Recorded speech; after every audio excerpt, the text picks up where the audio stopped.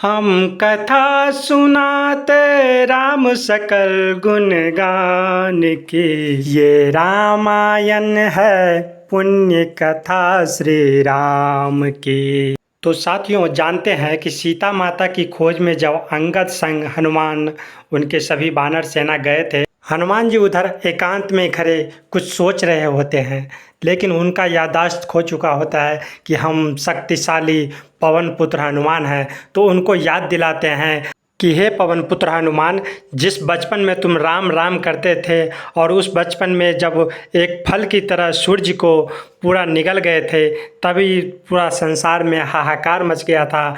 और कहते हैं कि हे हनुमान, तुम श्रापवश अपनी अपार शक्ति को भूल गए हो। याद करो, देवताओं द्वारा दिए गए दिव्य तेज और अपारमित बल तुम्हारे अंदर समाते नहीं थे। बचपन में तुम्हें एक ऋषि ने श्राप दिया था, याद करो। और याद करो कि सूर्य को निगलने की कोशिश की थी, तभी इंद्र देवताओं ने सभी ने आपको रोका था। हनुमान, तुम बचपन से लेकर अभी तक राम राम की जो पूजा करते आए हो, अभी उसी राम पर जब विपत्ति आई है तो अपना याददाश्त भूल गए हो। याद करो हनुमान जी, याद करो। अपने बल को कछु याद करो, हनुमान महाबलशाली। हनुमान महाबलशाली, हनुमान महाबलशाली, बजरंग बली उपकारी। अपने बल को कछु याद करो, हनुमान महाबलधारी। और तभी हनुमान जी को सब याद आ जाता है कि हम कितने शक्तिशाली बलशाली हैं। अपना विशाल रूप प्रकट करते हैं और उड़ चलते हैं उस ओर जिस ओर माता सीता को रावण छल के ले गए थे, लंका नगरी में। और इधर अंगद संग सभी वानर सेना एक कामना करते हैं कि हनुमान जी की यात्रा सुखद और सफल हो। सभी प्रार्थना करते हैं कि सुखद और सफल हो। तो रास्ते में एक कैलाश पर्वत मिलता है और हनुमान जी सोचते हैं कि ये कैसी बाधा है, ये कैसी बाधा उत्पन्न हो गई। हे प्रभु, ये कैसी बाधा है। तभी कैलाश पर्वत जी अपना प्रकट होते हैं, बोलते हैं, मैं कैलाश पर्वत हूँ। प्रभु श्री राम ने मुझे बचाया था। जिस राम के लिए तुम जा रहे हो, उस राम के कार्य में कोई बाधा नहीं होगी। आओ कुछ देर यहाँ पर विश्राम कर लो और फिर विश्राम करके उसके बाद फिर चले जाना। इसीलिए क्योंकि श्री राम की बहुत कृपा है हम पर। तभी हनुमान जी कहते हैं, नहीं नहीं, जिस कार्य के लिए हम प्रभु श्री राम की कार्य के लिए जा रहे हैं, उस कार्य में विश्राम करना पाप है। फिर चल पड़ते हैं। फिर रास्ते में एक और बाधा उत्पन्न होती है। शेरशाह नाम की एक और बाधा उत्पन्न होती है। कहता है कि मैं शूरशाह हूँ, शूरशाह। देवताओं ने मुझे भोजन के लिए भेजा है। मेरा भोजन आज, मैं तुम्हारे भोजन करके आज तृप्त हो जाऊंगा। तुम्हें तो एक बार मेरे मुख के अंदर आना ही होगा। अगर तुम बच गए तो देखा जाएगा। तो फिर हनुमान जी अपना सूक्ष्म रूप धर करके और उसके मुंह के अंदर जाता है और जाते ही फिर वहां से वापस लौट आता है। फिर वहां पर प्रकट होती है, पुत्र, वास्तव में मैं नाग माता हूँ। देवताओं ने तुझे यही पराक्रम और विवेक की परीक्षा के लिए भेजा है और तुम अपनी परीक्षा में उत्तीर्ण हुए। जाओ वस्त्र, तुम्हारी हर मनोकामना पूरी हो, तुम्हारा कल्याण हो। और फिर वहाँ से हनुमान जी उड़ान भरते हैं और चलते हैं।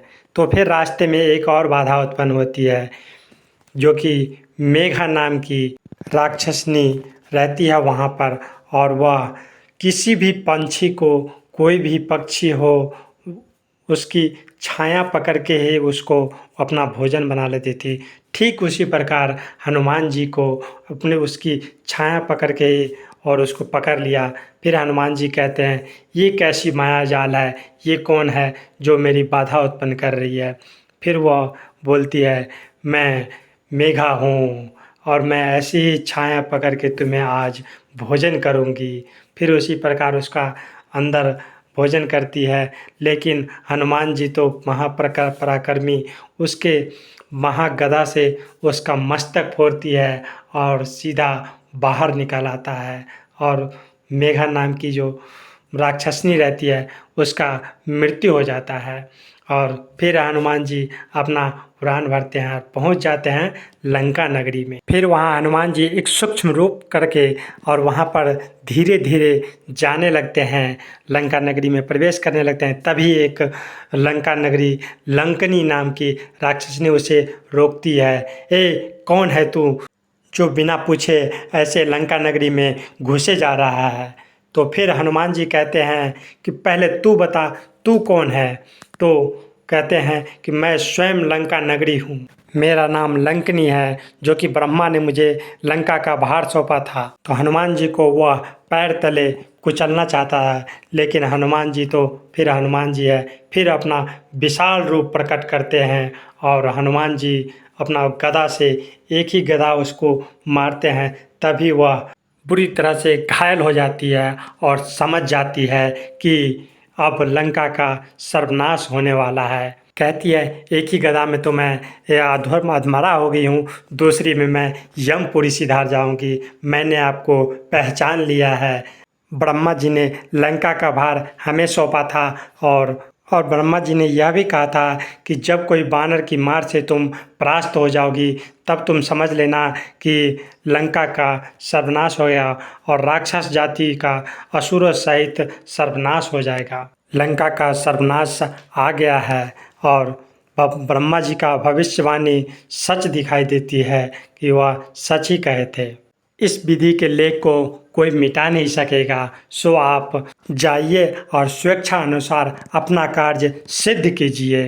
तभी हनुमान जी फिर चल पड़ते हैं, उड़ान भरते हैं और जाते हैं लंका नगरी में। लंका नगरी में देखते हैं कि एक महारावण जो कि पापी, वह अपना विश्राम कर रहे होते हैं अपने कक्ष में और सभी भ्रमण करते हैं। हनुमान जी सभी कक्ष में जाते हैं। एक देखती है कि वहाँ पर देखते हैं कि एक सुंदर नारी जो कि विश्राम कर रहे होते हैं। तो यही मन में सोचते हैं कि यह सुंदर नारी कोई और नहीं, यह राम की सिए नहीं, कोई और है। क्योंकि राम की सिए तो उदास और चिंतित होंगे, जहाँ भी होंगे वह चिंतित होंगे। यह राम की सिए नहीं, कोई और है। क्योंकि राम की सिए तो बहुत से चिंतित, इतना आराम से, इतना मग्न से नहीं सो सकती वो, बल्कि पूरे विश्राम के साथ। तो वही सोचते हैं कि यह राम की सिए नहीं, कोई और है, जो कि मंदोदरी अपना विश्राम कक्ष में आराम कर रही होती है। तभी फिर चल पड़ते हैं। हनुमान जी फिर आगे निकलते हैं तो देखते हैं कि एक तुलसी और आंगन में तुलसी और शंख सुदर्शन चक्र का छाप देखते हैं। तो हनुमान जी वहाँ पर कुछ देर के लिए रुकते हैं और कहते हैं कि यहाँ पर, सोचते हैं मन ही मन कि यहाँ पर कौन है जो कि सुदर्शन चक्र और शंख, आंगन में तुलसी का पौधा। फिर वहाँ पर रुकते हैं और फिर अंदर से एक आवाज़ आती है कि विभीषण जी उठते हैं, श्री राम का नाम लेते हुए, राम राम राम करते हुए उठते हैं। और फिर जब देखते हैं कि बाहर भी एक पंडित जो कि वहाँ पर भी जय श्री राम जय श्री राम, श्री राम जय जय राम करते हैं। फिर वह बाहर आते हैं विभीषण जी और बोलते हैं कि आप श्री राम का नाम लेने वाले इस लंका नगरी में आप कौन हैं? तो यही बात हनुमान जी भी कहते हैं कि आप इस लंका नगरी में आप श्री राम का नारा लेने वाले आप कौन हैं? तभी बताते हैं, मैं क्या आप राक्षस कुल के नहीं हैं? तो कहते हैं, नहीं, मैं तो हूँ तो राक्षस कुल का ही, लेकिन मैं श्री राम का सेवक हूँ और इस लंका नगरी में मैं रावण का छोटा भाई विभीषण हूँ। तो फिर उनको प्रणाम करते हैं और दोनों का भेंट होता है, मुलाकात होती है। हनुमान जी कहते हैं कि पूरे महल को ढूंढ लिया परंतु महारानी सीता का कहीं पता नहीं चला। तो विभीषण जी कहते हैं कि आपने ये कैसे सोच लिया कि महारानी सीता इस महल में होंगी? वह तो अशोक वाटिका में एक वृक्ष के नीचे तपस्विनी के भेष में चारों ओर से राक्षसनियाँ उसे घेरे रहती हैं और वहाँ गेट पर एक महान भयानक राक्षस जो कि पहरा देते रहते हैं। उनसे आपको युद्ध करना पड़ेगा। पहले तो युद्ध करने के लिए आपको महाशक्तिशाली की जरूरत पड़ेगी। हनुमान जी कहते हैं कि मैं अकेला ही उनके लिए काफ़ी हूँ, परंतु माता सीता से मिले बिना किसी प्रकार की क्षति नहीं पहुँचाना चाहता हूँ। तो वीडियो कैसा लगा आपको? धन्यवाद दोस्तों।